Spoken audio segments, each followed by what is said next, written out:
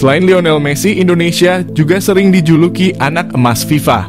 Bukan hanya para netizen dalam negeri yang mengatakan itu, media Vietnam juga pernah nyinyirin Indonesia sebagai anak emas FIFA.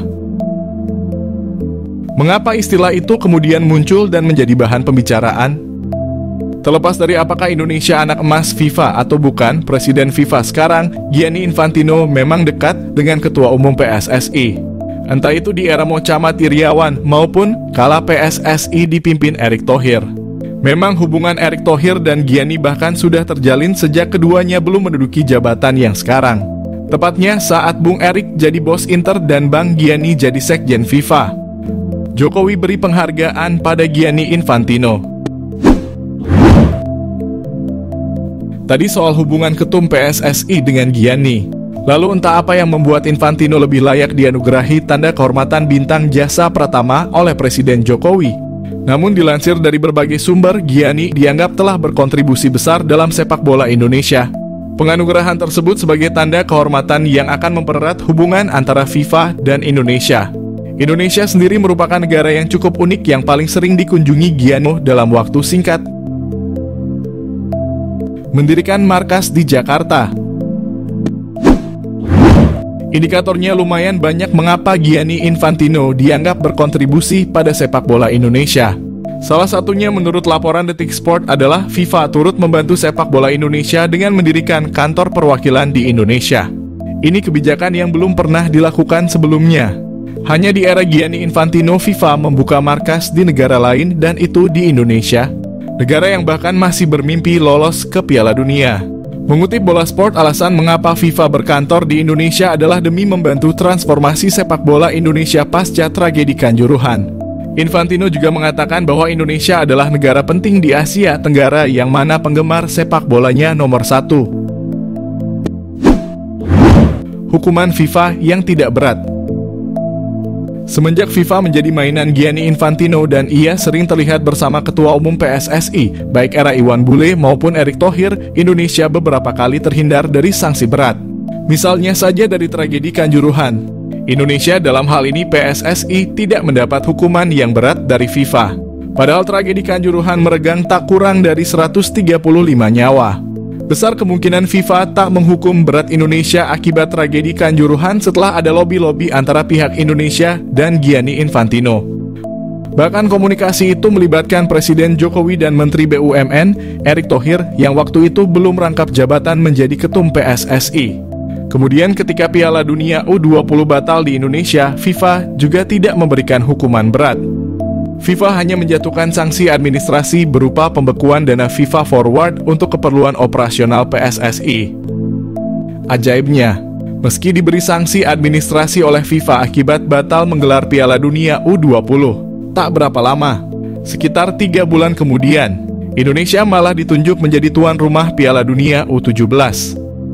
Memenangkan sengketa Maarten Paes. Hubungan PSSI dan FIFA boleh jadi memang sangat rekat. Lihat saja kemarin dalam kasus Maarten Paes, FIFA sejatinya menolak banding Indonesia untuk memindahkan Paes dari KNVB ke PSSI. Oleh karena itu pihak Erick Thohir mengajukan banding ke Pengadilan Arbitrase atau CAS. Lama sekali sidang Maarten Paes. Bahkan jadwal sidang tak kunjung keluar. Di tengah proses Paes yang tak kunjung menemui hilalnya, Erick bertemu Presiden FIFA. Setelah pertemuan itu belum genap sebulan, Paes sudah bisa membela timnas Indonesia. Jadi, apakah Indonesia memang anak emas FIFA? Kita tidak akan tahu sampai FIFA sendiri memberi pernyataan bahwa Indonesia memang anak emas mereka. Mauro Zijlstra opsi pecahkan masalah timnas Indonesia. Timnas Indonesia kini memiliki alternatif baru untuk mengatasi masalah di lini depan. Mauro Zijlstra merupakan pemain diaspora Indonesia yang kini berlaga di Belanda bersama Volendam U21. Teranyar, Mauro Zijlstra mengaku tengah mengurus proses naturalisasi bersama PSSI. Meski belum diketahui kapan bisa rampung, dia mengisyaratkan siap membela timnas Indonesia. Dengan kualitas dan statistik yang menjanjikan, Mauro bisa membantu memecahkan 2 masalah utama timnas Indonesia. Masalah finishing cetak gol. Mauro Zijlstra dengan postur tubuh yang ideal sangat layak diandalkan sebagai striker utama. Dengan postur jangkung, kemampuan dribble yang baik, tembakan akurat, dan keahlian mencari posisi, Mauro akan menjadi ancaman serius bagi pertahanan lawan. Masalah mental lini depan. Selain kemampuan teknis, Mauro juga memiliki mental yang kuat dan berani mengambil risiko.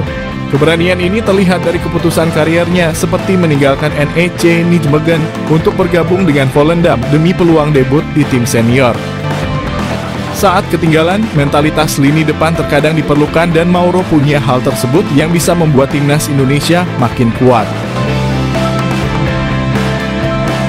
Alasan Mauro Zijlstra ingin bela timnas Indonesia. Pemain keturunan Indonesia di Belanda, Mauro Zijlstra menjelaskan alasan dibalik keinginannya untuk memperkuat timnas Indonesia daripada Belanda. Ia merasa terhormat dengan energi positif yang diterimanya dari para supporter melalui media sosial meskipun ia belum resmi menjadi warga negara Indonesia. Mauro Zijlstra memiliki garis keturunan dari neneknya yang pernah tinggal di Bandung dan ayahnya juga memiliki darah campuran Indonesia dan Belanda. Striker berusia 19 tahun itu juga merasa terkesan dengan atmosfer yang diciptakan oleh para supporter saat mendukung timnas Indonesia.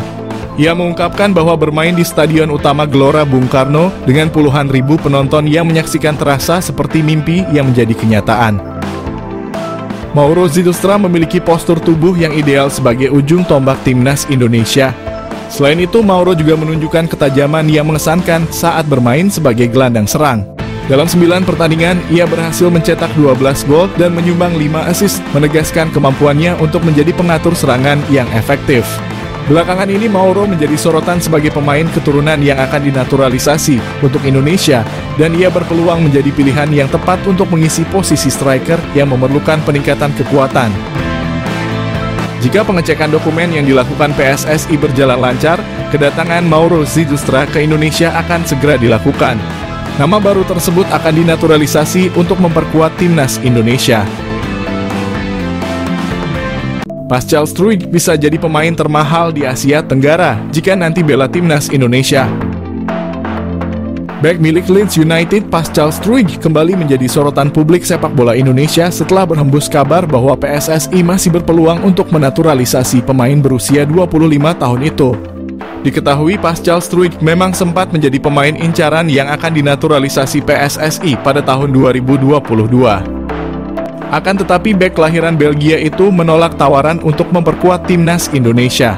Sebab bek berpostur 190 itu ingin menjadi bagian dari timnas Belanda atau Belgia.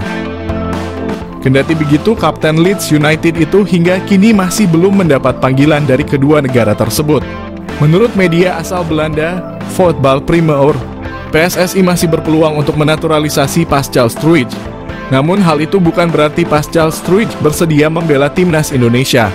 Kemungkinan besar maksud dari host Voetbal Primeur soal Struijk diizinkan adalah sang pemain eligible untuk pindah kewarganegaraan. Sebab Pascal Struijk memiliki darah Indonesia yang mengalir langsung dari kakek dan neneknya. Pascal Struijk merupakan salah satu pemain bertalenta yang kini bermain untuk klub divisi Championship Leeds United.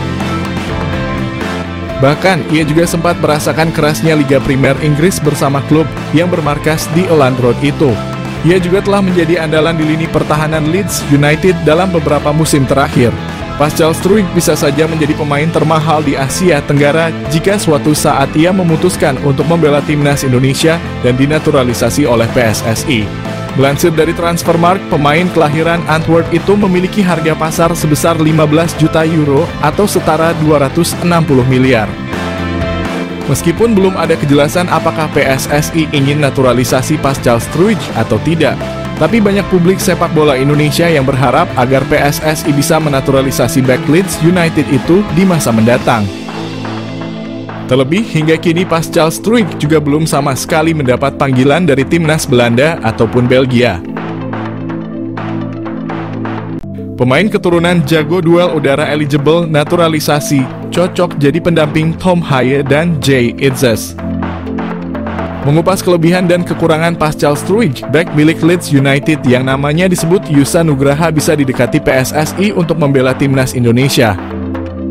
Pemain jago dalam duel udara dan eksekusi bola mati, eligible untuk dinaturalisasi timnas Indonesia.